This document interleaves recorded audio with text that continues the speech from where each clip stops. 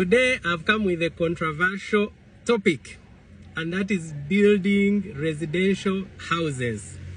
I know my view is not popular among some people because they tend to misinterpret it. They think that I don't want people to build residential houses, but that is far from the truth.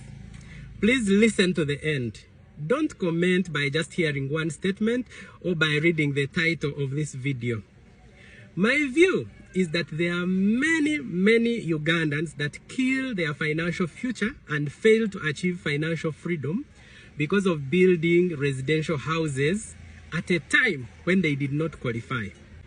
There are categories of people that are meant to build residential houses, and there are those that are meant to wait and build them later. And I'm going to explain.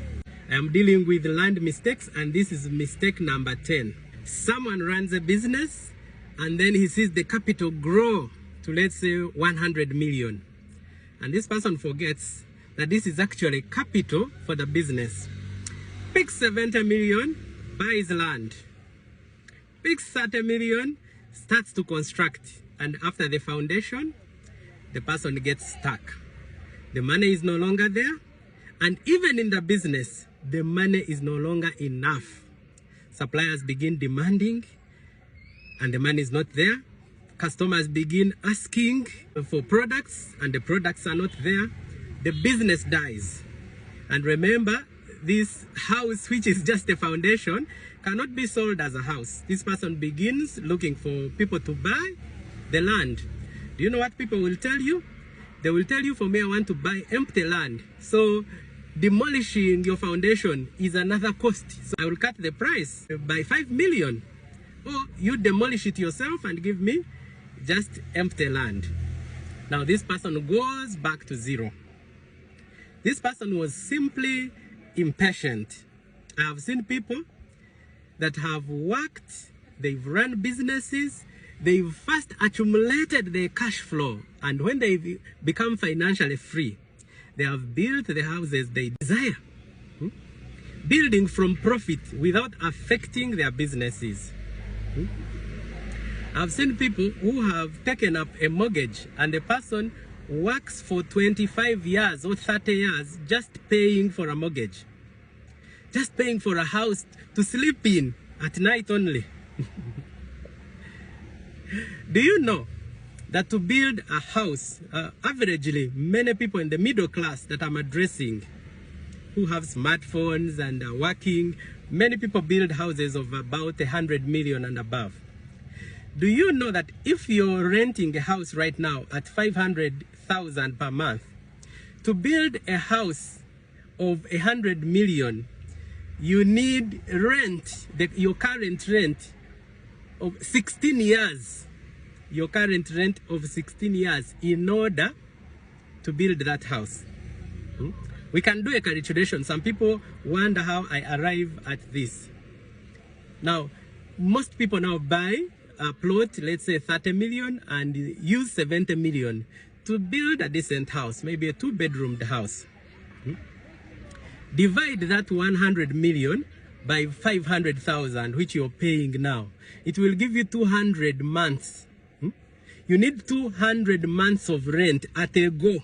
What you would have paid in 200 months in order to build the same house that you're staying in at 500,000. So divide that 200 million by 12 in order to know how many years. It will take you 16.6 years. So the rent you would have paid for 16.6 years. You need it all now to build or buy a house of 100 million shillings. Now, to me, it makes better sense for somebody to rent until they are financially free. And then when you're financially free, build or buy a house without struggling. This is because I consider a house to be a luxury. It's not an asset. An asset is something that brings money into your pocket, while a luxury is something that takes money out of your pocket. So definitely a residential house is a luxury. So it is good I desire to have the best residential house, and I desire people to have residential houses to their names. But this is only if you can afford it without struggling. As somebody who is dealing in real estate, I can tell you a week can hardly pass without me getting at least 5 people who are coming to sell their residential houses. They are struggling to get even half of what they put in, and many of them, the houses are not complete. And if it is still a shell house, if you have failed to finish the house, the buyers will give you, they can't even give you half of what you put in. They will even wonder whether somebody selling an incomplete house put in the right materials. They will think maybe you built something fake because you didn't have enough money. So I have seen people who struggle so much, like 5 years, 10 years to complete a house. They fail, they go to the bank lends them money. They also fail to pay the bank. In the end, the bank takes the house. Or due to bank pressure, they end up selling the house at a throwaway price. Why? Because these people try to build or buy a residential house before the right time. What is the right time? When you are financially free. Financial freedom means that you have invested enough to earn enough money to live the lifestyle of your choice. It means you'll buy your house without killing your source of income, without killing your business, in case you're running a business, without depleting your investment. A residential house is like a car. Some people say, monthly rent is killing me, I want to save. If you buy a car, are you saving on transport? Where I stay, I use about 15 to 20,000 shillings of fuel every day to go to work and come back. Am I saving on transport? If I was using a taxi, I'd be using 2,000 to go and 2,000 to come back. That's 4,000. So by buying a car, I am not saving money. I am buying independence. I'm buying freedom. I want comfort.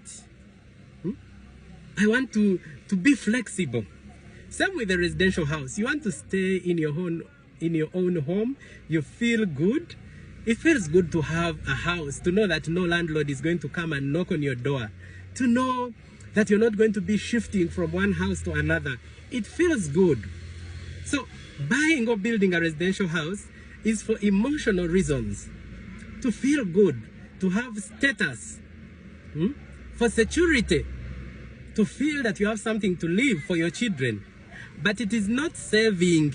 Someone who is renting is saving better than you. You need more money than what you need to pay rent for you to build a house. So my view is that we should build residential houses when we have reached that level of financial freedom, when you're not going to struggle. Now, there is another category of people I want to address, whom I encourage to build residential houses. These are people who have salaries. You have a good job, a stable job, a permanent job, and you're sure every month you're earning, let's say, 1 million, or 1.5, or 2 million, or 500,000, whatever it is, but it is assured. I would encourage you to go to a bank, get a salary loan, and then calculate it in such a way that the money you would have paid on rent every month, you're now paying it to the bank to pay back the loan. It makes business sense. It makes financial sense. You are renting a house of 500,000, but this 500,000 can be a monthly installment for your loan. And you can even stretch it further, because when you buy a house, it means you're no longer paying rent where you used to pay rent. So you can stay in your house. And then the rent you were supposed to pay in someone else's house, you stretch a little further and add on and pay for this and pay back the loan. That is wisdom. Now, there are some smart money people that have come up with a concept that I really would wish to promote. And that is for people who badly want to own a house but are not yet very financially stable. you instead build rentals, or you buy rentals. Let's say it has 4 units, and then one of the units becomes yours. You stay in your own unit. There you'll be owning a home. You'll not have to shift. You'll have the security. You'll no longer have the pressure of the landlord because you're now the new landlord. But at the same time, you have not really buried your money in a residential house that is not going to give you money, because you're going to be earning from your rentals as you also stay there. I think that is a smart concept, and I would wish to encourage people to take up that model. But do not kill your source of income in order to just be in a house. There are many houses that are on the market today. Check social media, you'll see so many houses are being sold. A house where somebody puts 700 million, they're giving him 300 million. Even 300 million, you are lucky. I am Robert Bake, Mr. Inspiration from Win-Win Properties. I buy and sell land and houses. I really like money, but I do not want to mislead you into buying what you are not going to sustain, what you're going to find yourself selling. I also come from Obunuzi Restaurant. I encourage you to come and support me. Obunuzi Restaurant is in Wandegea, directly opposite the main gate of YMCA, and that's where I sit. I also come from World of Inspiration Publications. We publish inspirational books. I highly recommend my book, 4 Ways of Making Money. It will teach you a lot about money, business, investment, career, and success. And it has about 30 pages dedicated to real estate, where you're going to get my view in detail on what I know about these things. Please like this account, follow this account, and also comment and share. God bless you.